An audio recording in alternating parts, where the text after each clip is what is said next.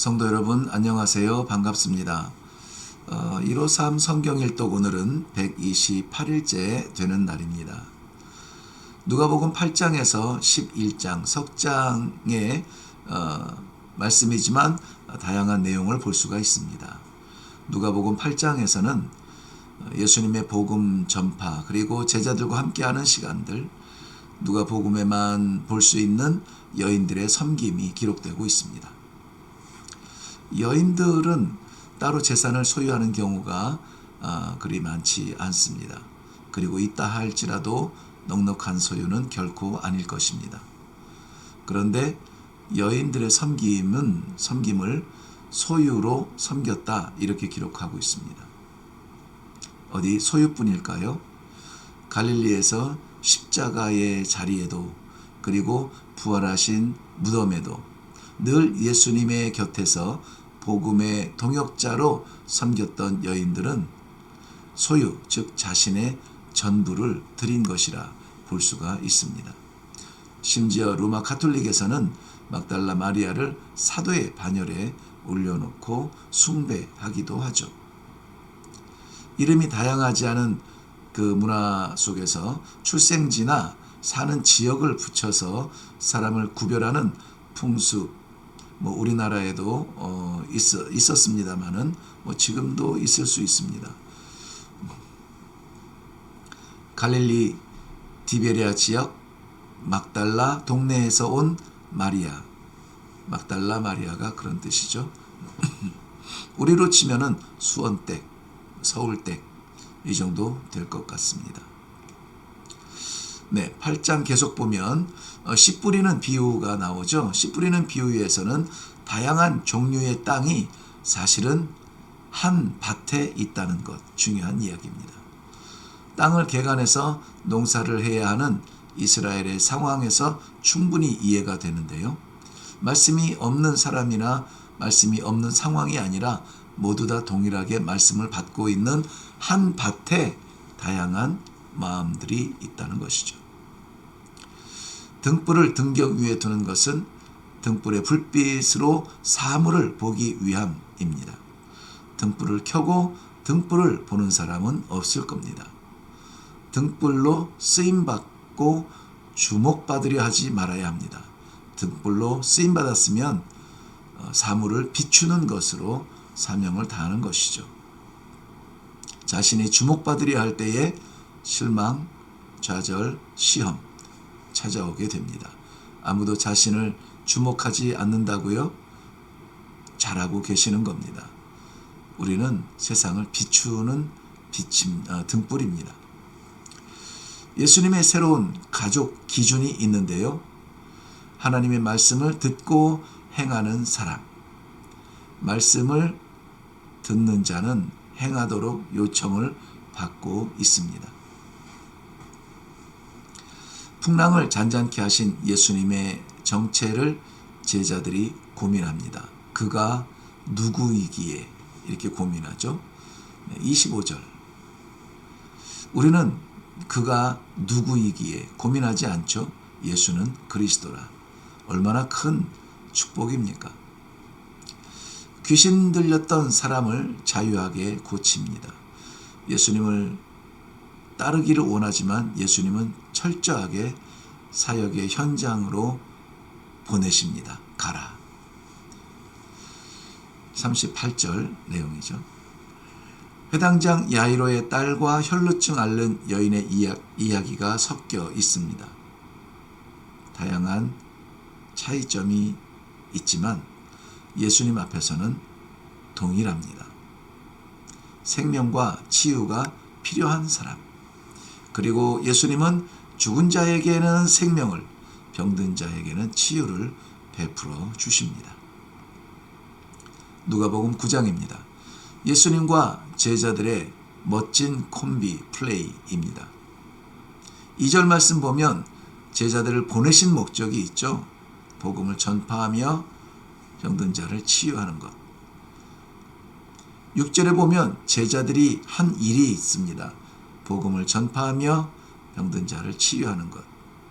이렇게 보낸 자와 보냄받은 자가 일치가 된다는 것은 놀라운 일입니다. 감격스러운 일이죠.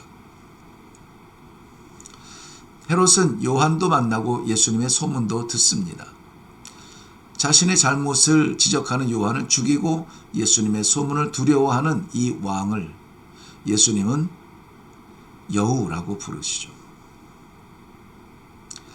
날이 저물 때까지 사람들은 예수님을 떠날 수가 없었습니다.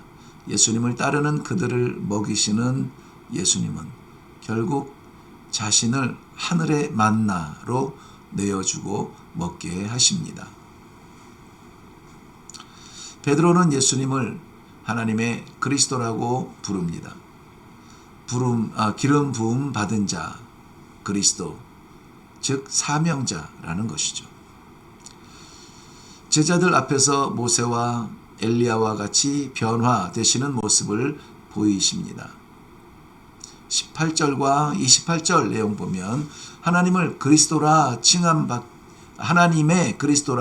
칭함을 받기 전에 그리스도의 영광으로 변화되는 그 현장, 그 전 예수님의 기도의 자리가 소개되고 있습니다. 순서적으로 보면 예수님의 기도의 자리, 변화산의 놀라운 변화의 자리, 하나님의 그리스도라 인정받는 자리, 이렇게 나아가겠죠. 예수님은 참 많이 기도하셨습니다. 누가복음 10장입니다. 12제자 파송 이후에 다시 70명의 전도대를 세워 파송하십니다. 예수님께서 친히 가시고자 하는 마을로 먼저 보내시는 건데요.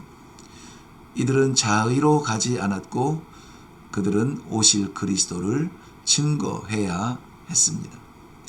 적어도 저들에게는 새로운 기쁨의 세계에 대한 확신이 있었을 것입니다.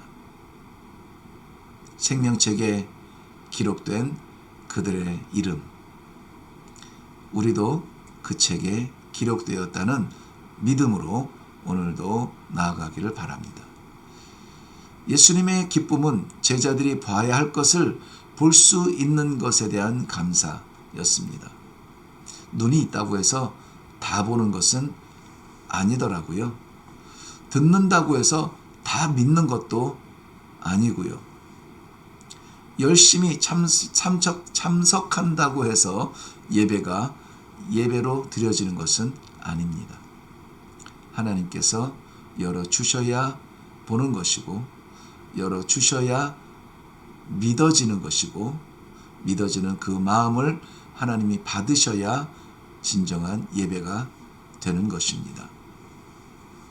그러므로 전적인 하나님의 은혜죠. 25절부터는 어느 율법교사가 나옵니다. 이런 종류를 볼 때마다 참으로 안타깝고 치근한 마음이 드는데요. 그 훌륭하고 방대한 지식으로 한 일이 고작 예수님을 시험하는 데 씁니다. 안타깝죠. 누가 선한 이웃이냐?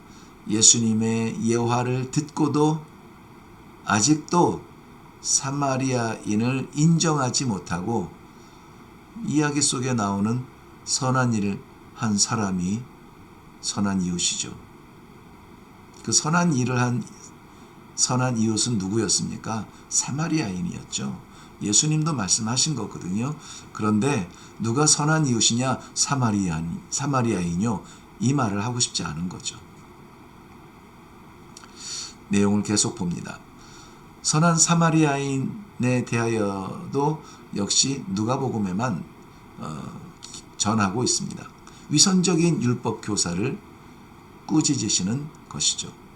여기에 율법이 지키는 제한적 거룩성이 있습니다. 그 제한적 거룩성을 뛰어넘어야, 깨트리고 넘어야 하나님께서 기뻐하시는 거룩한 성도가 되는 것인데 말입니다. 미완의 성취에 만족해서는 안 됩니다. 바로 율법의 완성이신 그 완성으로 이루신 십자가의 예수 그리스도 사랑의 완성을 누려야죠. 마르다 마리아 저들은 분명히 예수님의 위로였을 것입니다. 갈릴리 중심의 사역을 하시다가도 절기를 따라서 예수님께서는 여호와의 성전이 있는 예루살렘에 오시는데요. 예루살렘에 오셔도 예루살렘에 머물지 않으시고 성박 빈민촌으로 불리웠던 베다니에 머무셨습니다. 왜 그랬을까요? 거기에 사랑하는 사람들이 있었습니다. 마리아, 마르다, 나사로. 저들은 예수님께 말씀과 은혜를 받았다고 말하겠지만 예수님 또한 저들이 위로였을 것입니다. 예수님이 우리를 보셔도 위로가 되셔야 될 텐데 말입니다. 누가복음 11장입니다. 예수님께서 제자들에게 기도를 가르쳐 주십니다.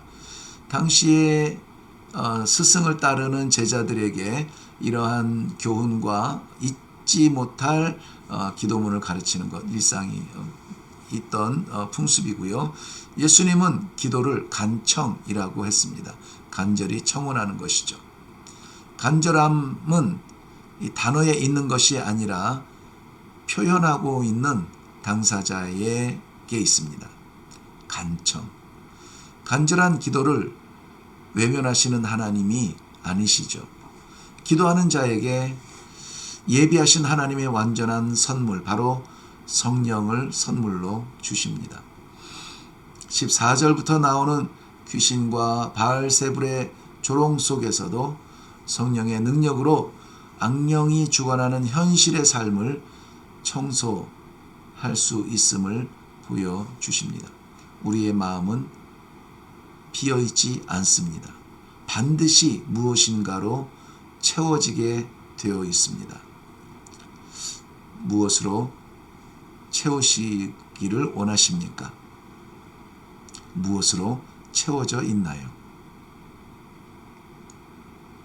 이레교회는 성령의 능력으로 하나님의 나라가 예수 그리스도의 십자가를 바라보는 이러한 성도들로 채워져 있음을 감사하고 153 성경 일독을 통해서 더욱 튼튼히 해나가는 모든 성도님들을 주님의 이름으로 축복합니다.